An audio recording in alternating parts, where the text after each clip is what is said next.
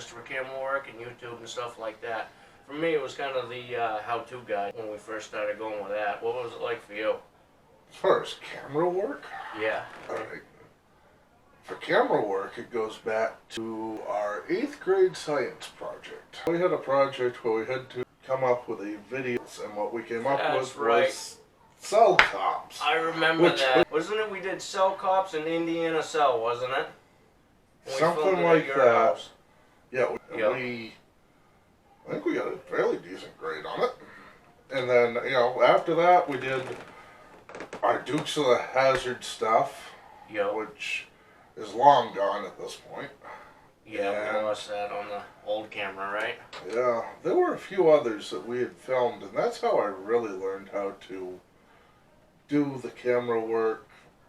I'm still not good at it, but I get the basics. As far as YouTube, definitely the how-to guide. We knew we wanted to do something. At first, it started off as a radio show, because we did. Yeah, that's what it was originally. It was JWJMC Radio, right?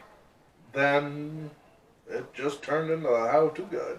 Yeah, it kind of evolved after that. After a couple months of us just talking it over and trying different ideas, we more or less got into it. If you guys don't know what the how-to guide is, we're going to toss in a couple clips right here, and you guys can get an idea of what we're talking about.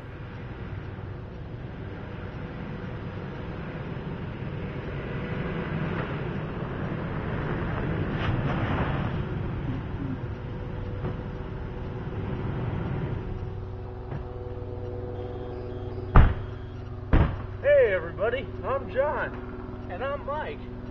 And this is the Redneck How-To Guide.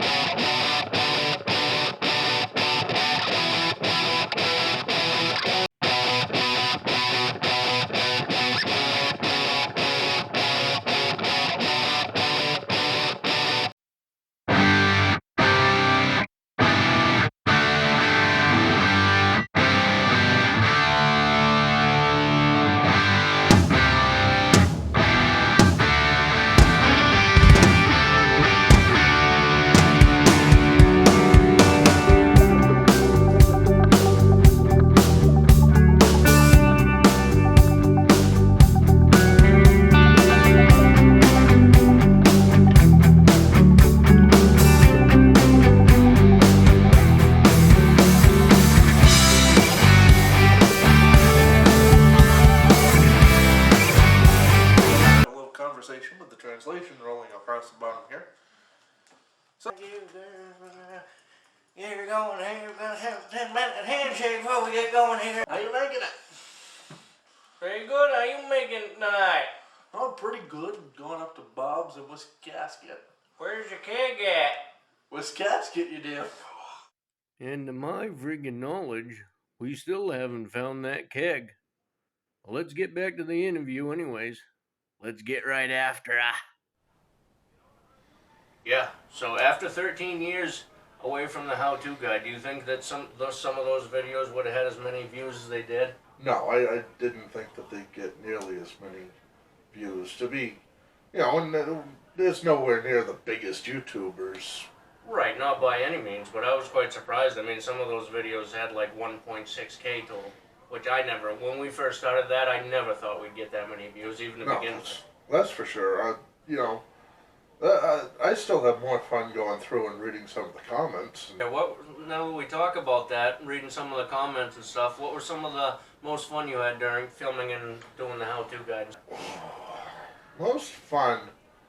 Once the camera got rolling, it was fun. I remember being out in your front yard and hitting that record button and just letting loose and enjoying what we were doing. That was the thing. We got to just have our own creativities and different thoughts and everything for it. It was actually pretty cool. You wearing that pig nose for the swine flu. Oh, that was hilarious. We'll have to toss that clip in here. That was one of the funnier ones. Do you have?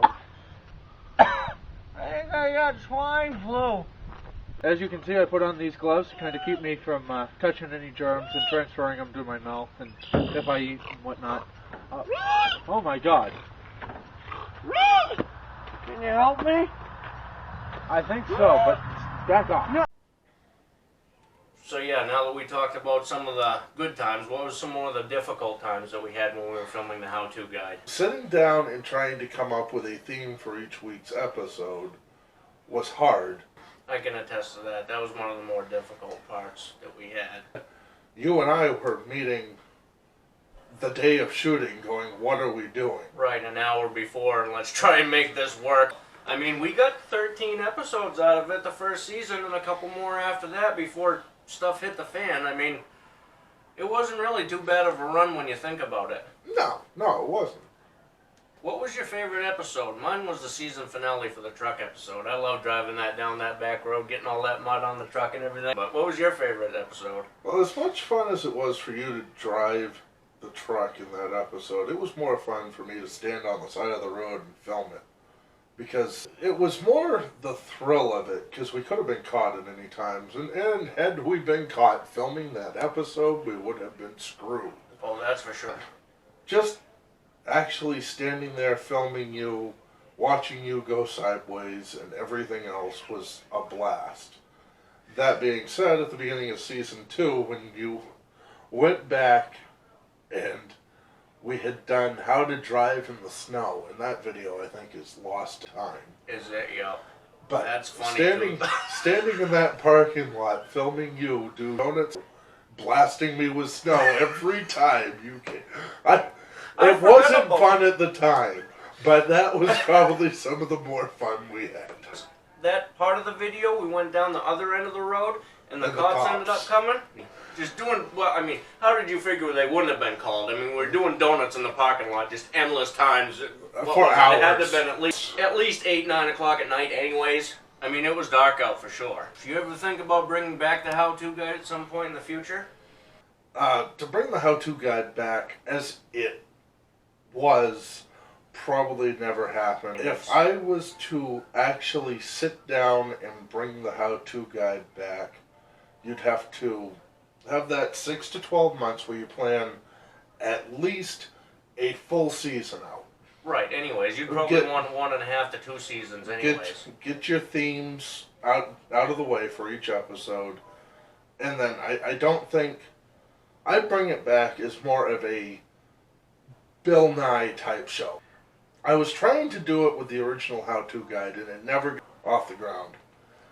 But I want an underlying story that kept everything cohesive and together. Right, that makes sense, because back in the day we didn't have that. Like you said, we met 5-10 minutes before and we'd go, okay, what are we doing? Let's do it. Yeah, and we just went like hell. What are we doing? Okay, here's what we're doing. We hit the record button and shit, we need props. Right, and then we go and get props, and then we come back and hit that record button and go, shit, we need this, and then stop. And it was an all-day process, but not for the right reasons. Right, we didn't get half as much done filming-wise as we needed to. And I think, as far as the planning, you got to plan for, especially in today's world of YouTube, at least a 15, 20-minute video. And, when we were doing the how-to guide originally, YouTube limited everything at 10 minutes. You could not be any further than 10 minutes. Yeah, and that was a cutoff, that was the restriction that we were trying to work around. Well, after a quick friggin' smoky break, we'll get right after the friggin' interview again. Yeah, let's switch gears here a little bit. If you want to give a brief description of the camera and its capabilities and also the laptop we got right here. The camera itself, I bought it years ago, never really used it, ended up giving it to Mike. It comes with a lot of different things, a light, an external microphone, obviously. But, it's good for what Mike is doing with his videos. Yeah, for sure. And like I say, we've got the wide angle lens, and we're filming this on this now. I'll toss down a couple of pictures in the video here. You can see what we're dealing with.